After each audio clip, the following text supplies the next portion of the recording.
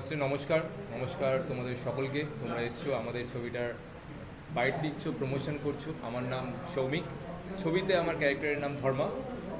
এই ছবিটার মধ্যে আমার ক্যারেক্টারের দুটো টুইস্ট আছে। ফার্স্ট, আমাকে দেখানো হচ্ছে অ্যাজ এ নেগেটিভ ক্যারেক্টার, পুরোপুরি নেগেটিভ না, নেগেটিভ শেডের ক্যারেক্টার, যে গ্রামের মধ্যে ডিফারেন্ট মানে যে গ্রামের মধ্যে বেসিক্যালি বলা যায় ব্যাচেলার ছেলে যেরকম হয়, মানে এই মেয়ের সাথে ঘুরছে, ওই মেয়ের সাথে ঘুরছে, ওই মেয়ের সাথে ডেট করছে, তো এরকম টাইপের ফার্স্টে আমার ক্যারেক্টারটা। দেন তারপরে আমার কারোর সাথে খুব মনের মিল হয়, ভালো লেগে যায় তাকে। তার জন্য আমি ছবিটার মধ্যে কিভাবে চেঞ্জেস হচ্ছে, কি কি ঘটনা ঘটছে, সেইটা নিয়ে ছবিটা বাকিটা এগিয়ে যাবে। আমার ক্যারেক্টারটা যেটা একটা গ্রামের মেয়ে, কলকাতা থেকে পড়াশোনা করে ফিরছে, সেইখানে বাবা হঠাৎ করে গ্রাম পঞ্চায়েতের ছেলের সঙ্গে বিয়ে দিতে চাইছে, যাকে একদম পছন্দ না। সেখান থেকে কিভাবে ওভারকাম করা, কিভাবে বেরিয়ে আসা, সেটাকে কিভাবে বাড়িতে সেটাকে কিভাবে বলা যে আমি বিয়েটা করবো না, সেই জায়গা থেকে মেয়েটা অনেকটা স্ট্রং এবং চরিত্রটা শেডস আছে কিছু। নমস্কার, আমি কৈরবী। আমার চরিত্রের নাম হচ্ছে রূপালী। রূপালী একটা মধ্যবিত্ত বাড়ির মেয়ে। সে একটা চাকরি পেয়ে এই গ্রামটায় আসে। সেই গ্রামের মেয়ে নয়, কিন্তু তার যেহেতু বাড়ি থেকে ডিস্টেন্সটা অনেকটা, তাই সে একটা থাকার ব্যবস্থা করার জন্য রিকোয়েস্ট করে। সে একটা স্কুলে চাকরি করে, সেই স্কুলেরই হেডমাস্টারকে জিজ্ঞেস করে যে কোথাও থাকার ব্যবস্থা করে দেওয়া যাবে কিনা। তো সেখানের পঞ্চায়েত প্রধানের বাড়িতে, যেটা হচ্ছে ধর্মার বাবার বাড়ি, সেই বাড়িতে তাকে থাকার ব্যবস্থা করে দেওয়া হয়। সে সেখানে পেইং গেস্ট হিসেবে থাকে এবং সেখানে ধর্মার সঙ্গে একটা তার সম্পর্ক তৈরি হয়, বন্ধুত্ব প্রথমে হয়, তারপর আস্তে আস্তে তাদের দুজনকে ভালো লাগে। সেইখান থেকে এবার ধর্মার একটা, যেরকম ও বললো যে ওর আগে এরকম একটা টেন্ডেন্সি ছিল সবার সঙ্গে ঘুরে বেড়ানোর, কিন্তু ওর সঙ্গে দেখা হওয়ার পরে, রূপালীর সঙ্গে দেখা হওয়ার পরে একটা চেঞ্জ আসে, মানে একটা বিহেভিয়ারাল চেঞ্জ আসে। তো রূপালী সেই গাছটা ছিল যে সে সেই ভরসাটা করে নিজের ওপরও এবং তার যাকে ভালো লাগে তার উপরও, যে ওই আশেপাশের ওই নয়েজটাকে সে শুনছে না, সে তার নিজের ওপর ভরসা রাখছে, তার সম্পর্কে ভরসা রাখছে। এবং আবার উল্টো দিকে দেখাচ্ছে যে ধর্মার বাবার রূপালীকে পছন্দ না, এবং সেই জন্য বেশ কিছু সমস্যা তৈরি করার চেষ্টা হয় রূপালীর জীবনে, ধর্মার জীবনে, তাদের সম্পর্কের মধ্যে। মানে সেগুলো মানে যথেষ্ট ডিফিকাল্ট সিচুয়েশন তৈরি করা হয়। সেইখান থেকে তারা কী করে বেরোচ্ছে, আদৌ বেরোতে পারছে কি না, কতটা তাদেরকে সমস্যায় পড়তে হচ্ছে, সেইগুলো নিয়েই গল্পটা। তারপর নন্দিনী তো আছেই, যেখানে ধর্মার সঙ্গে তার বিয়ে দেওয়ার চেষ্টা করা হয়, সেখানে একটা আলাদা গল্প। তো অনেক টুইস্ট আছে, সবগুলো জানার জন্যই ছবিটা দেখতে হবে। আর এটার জন্য হ্যাটস অফ আমাদের প্রণববাবুকে, যিনি এই পুরো চরিত্রটাগুলো লিখেছে, পুরো ফিল্মটা রেডি করেছে, পুরো প্রডিউস করেছে, সব কিছু A to Z। Hats off to দিব্যেন্দুদা আমাদের পুরো ক্যামেরা সিনেমাটোগ্রাফিটা করেছে। ইনারা যদি চান্স না দিত বা ইনারা যদি স্টোরিটা না ক্রিয়েট করতো, তাহলে হয়তো আমরা তিনজন আর তোমরা আজকে আমরা এখানে থাকতাম না।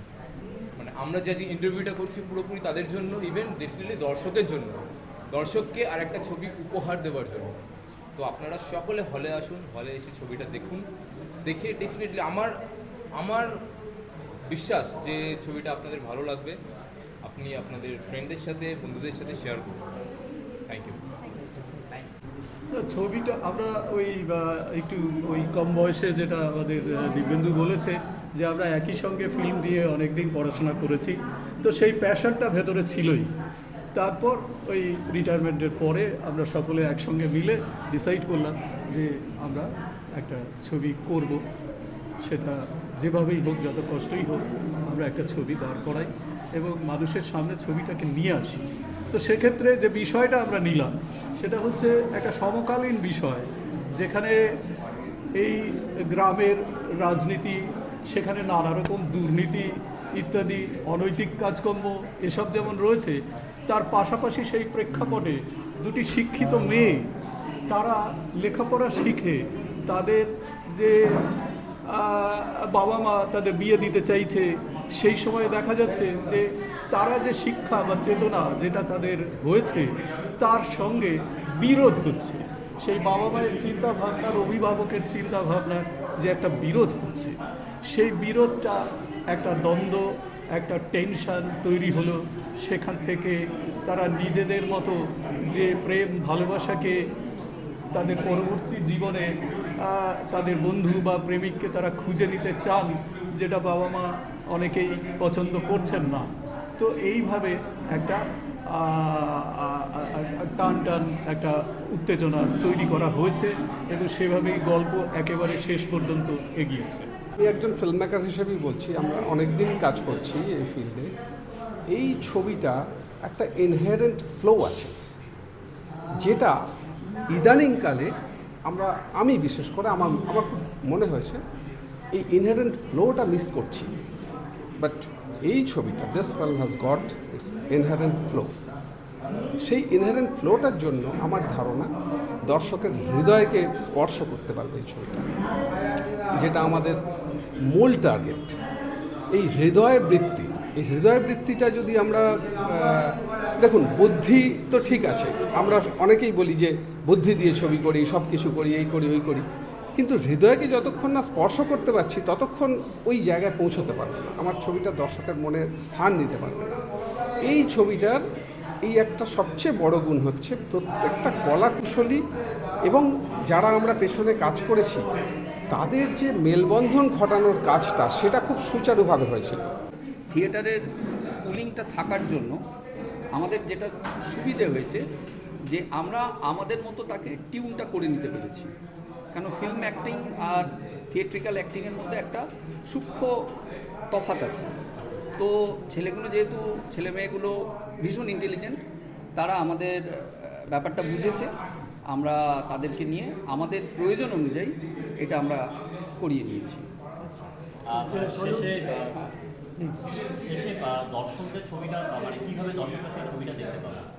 দর্শকদের কাছে আমরা এটাই বলবো যে আমরা যে চ্যালেঞ্জটা নিয়েছি যে টালিগঞ্জের কোনো নামি দামি অভিনেতা অভিনেত্রীদের না নিয়ে সম্পূর্ণ এই যে দেখুন, বাংলাদেশে গ্রুপ থিয়েটার সারা পশ্চিমবঙ্গ জুড়েই আছে, সেখানে অভিনয় প্রতিভারও কোনো ঘাটতি নেই। আমরা যদি সেই সব ছেলেমেয়েদের তুলে আনতে পারি এবং তাদের এই ফিল্মের মতো করে একটু গ্রুমিং করে নিতে পারি, তাহলে তারা কিন্তু কামাল করে দিতে পারে। এবং দর্শকদের আমি এটাই বলবো যে এই প্রতিশ্রুতিবান ছেলেমেয়েদের অভিনয়গুলো আপনারা দেখুন, আপনারা বুঝতে পারবেন যে কেমনভাবে তারা গল্পকে টেনে নিয়ে গেছে এবং একটা সুন্দর গল্প আপনারা ছবি দেখতে এসে পাবেন, যেটা সত্যি আপনাদের কাছে উপভোগ্য হয়ে উঠবে। অন্তরে বাহিরে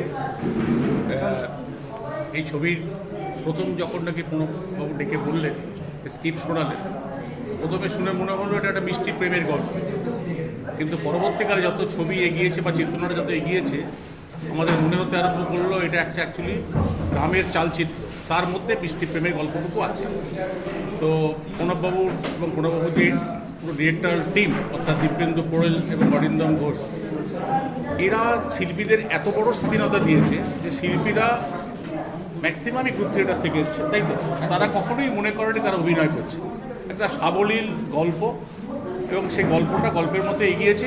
আমরা পরিচালকের কথায়, ডিরেক্টরের যে টিম, সেই টিমের কথা আমরা সাহায্য করেছি, এইটুকু আমরা বলতে পারি। আপনার চরিত্রটা নিয়ে যদি কিছু বলেন। আমার চরিত্রটা এখানে নন্দিনীর দাদা একটি শিক্ষিত ছেলে, কলকাতায় চাকরি করে এবং ও পৃথিবীটাকে একটা ব্রডার অ্যাসপেক্টে দেখে। যেহেতু ওর মধ্যে একটা শিক্ষা আছে, ওরা একটা ব্রডার অ্যাসপেক্টে পৃথিবীটাকে দেখতে চায় এবং এই গল্পটা যেভাবে এগিয়েছে তাতে বিভিন্ন মোড় আছে। এবং আমার সৌভাগ্য এটা যে এখানে আমি যে চরিত্রটা করেছি আমার মাধ্যমে গল্পটা বিভিন্ন জায়গায় টার্ন নিয়েছে। এটা একটা অদ্ভুত ভালো লাগা যে আমার মাধ্যমে একটা গল্প টার্ন নিচ্ছে, এটা একটা অন্যরকম একটা আনন্দ থাকে, একটা অন্যরকম ওয়েট ছিল ক্যারেক্টারটা। ডিরেক্টরিয়াল টিম যেভাবে আমাকে সেই চরিত্রটাকে ফুটিয়ে তুলতে সাহায্য করেছে, অনবদ্য। নমস্কার, আমার নাম সাবর্ণ বৈদ্য। আমি সবার আগে ধন্যবাদ জানাই প্রণব স্যারকে, অরিন্দম স্যারকে এবং দিব্যেন্দু স্যারকে যে তারা তাদের এই প্রথম ছবিতে আমাকে অভিনয় করার সুযোগ দিয়েছেন। আর এটাও আমার প্রথম ছবি, আমিও একজন থিয়েটার আর্টিস্ট। তো থিয়েটার আর্টিস্ট হয়ে বলবো না যে থিয়েটারের সাথে সিনেমাটা পুরোটাই এক, দুটো আলাদা। শুধুমাত্র এটাই যে আমার কিছু একটা অভিজ্ঞতা ছিল থিয়েটার থেকে, তো সেখান থেকে এটা ওই কিছুটা অভিনয়ের মাত্র একটা ওই অভিজ্ঞতা আর কি। তো সেই অভিজ্ঞতা দিয়েই বলছি না, মানে আমি বলতে চাইছি যে এখানে কাজ করে আমি অনেক ভালোবাসা পেয়েছি এদের এখান থেকে। এটা আমার প্রথম ছবি। এখানে আমি একটা ভালো পরিবার পেয়েছি। আউটডোর শুটিংয়ে গেছিলাম, তো সেখানে প্রচুর মজা হয়েছে, সবার সাথে ভালো কাজ হয়েছে। তো বেশি কিছু বলবো না, একটাই কথা বলবো যে থ্যাংক ইউ ভেরি মাচ দেয়ালান ক্রিয়েশনসকে। আর আপনাদের কাছে একটা রিকোয়েস্ট রইল, আপনারা আসুন, এসে ছবিটি হলে দেখুন, কেমন কি বৃত্তান্ত জানাবেন আমাদের। ধন্যবাদ। দেখুন, ছবি তো আমরা কাজ করেছি, আমরা অভিনয় করেছি দিনের বেলা, সারাদিন আমরা প্রচণ্ড কাজ করতাম, কিন্তু সূর্য ডুবে যাওয়ার পর যখন প্যাক আপ হয়ে গেল, আমরা কি মজা করেছি সেটা শুধুমাত্র আমরা যারা কাজ করেছি তারা জানি। চুটিয়ে মজা করেছি, যত মানে কেউ কোনো বাধা দেয়নি, চুটিয়ে মজা করেছি, চুটিয়ে কাজ করেছি, একটা টিম হিসেবে আমরা কাজ করছি সবাই মিলে। ছবিটা মূলত তৈরি হয়েছে, ইনডোরটা মূলত তৈরি হয়েছে বড়নগরের বিধানপাট একটা অঞ্চল আছে, বড়নগর অঞ্চলের মধ্যে বিধানপাট, এবং আউটডোরটা ম্যাক্সিমামটাই হচ্ছে নাচিন্দার সন্নিহিত একটা অঞ্চলে, পুরো মেদিনীপুর জেলায়। আপনারা দেখবেন যে দুটোর সন্নিহিত ব্যাপারের মধ্যে এটুকুই বলতে পারি যে ছবিটা আপনাদের মানে প্রাণবন্ত লাগবে এবং ভালো লাগবে। দাদা, এই যে নমস্কার, ওকে, আমি সুরজিৎ মিত্র।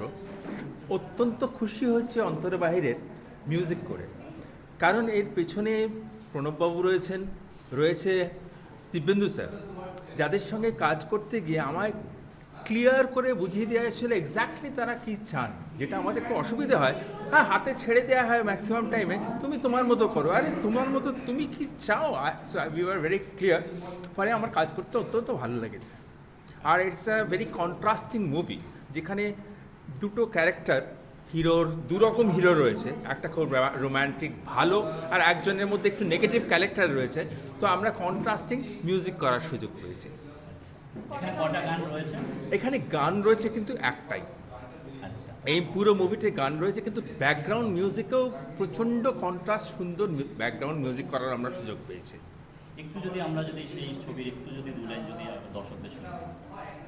না, আমরা সেটা শোনাবো আজকে। স্পেশালি আমাদের প্রণব স্যার আপনাদের জন্য স্পিকার নিয়ে এসছেন। আমি গানটা গাইনি, সো আমি সেই গান গাইনি। I am basically a violinist, আর অফকোর্স আমি গাইতে হয়তো লুকিয়েছিলে ঘরের মাঝে, something like that's the melody of the song.